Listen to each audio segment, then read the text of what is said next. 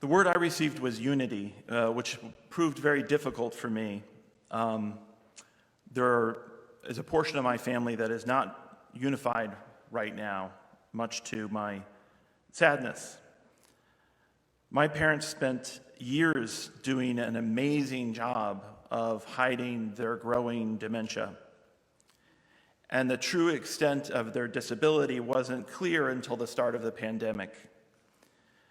My brother, sister, and I worked with a host of doctors and lawyers and social workers to get my parents into nursing care where they would get the support and help that they need. But along the way, there were many arguments, frayed nerves, and hurt feelings. And sadly, very sadly, my siblings and I are not speaking at the moment.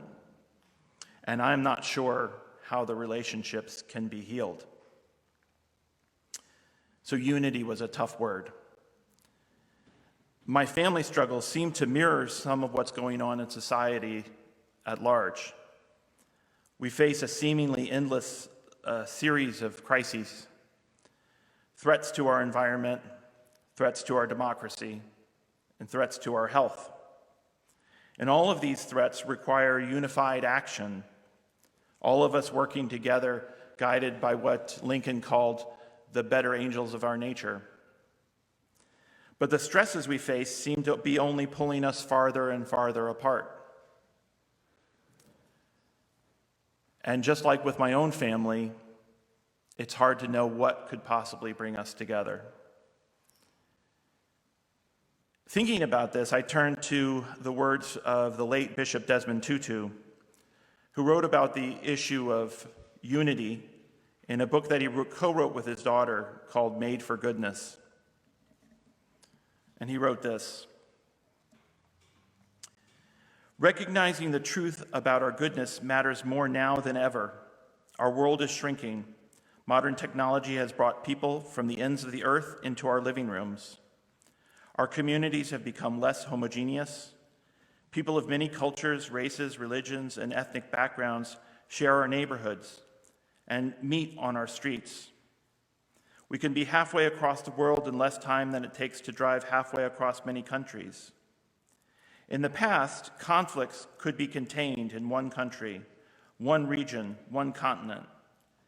But the push of a button by an anonymous hand can launch a missile that will engulf the world in war. In the past, our survival depended on recognizing and being suspicious of difference.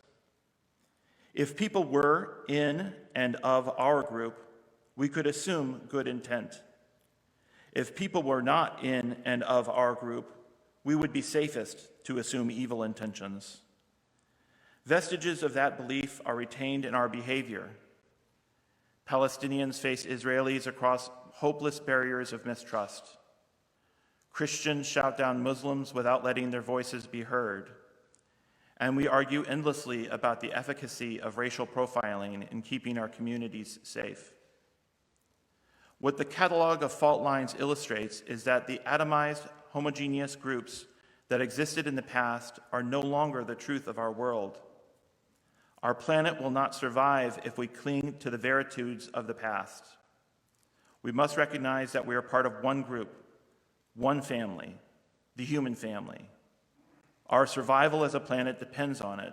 We are part of one family, and we are fundamentally good." Those words have given me some hope. Hope that I can find goodness in myself, goodness in my siblings, goodness in the people around me. It was part of the reason that my wife Judy and I decided to join the church and become part of this family as well.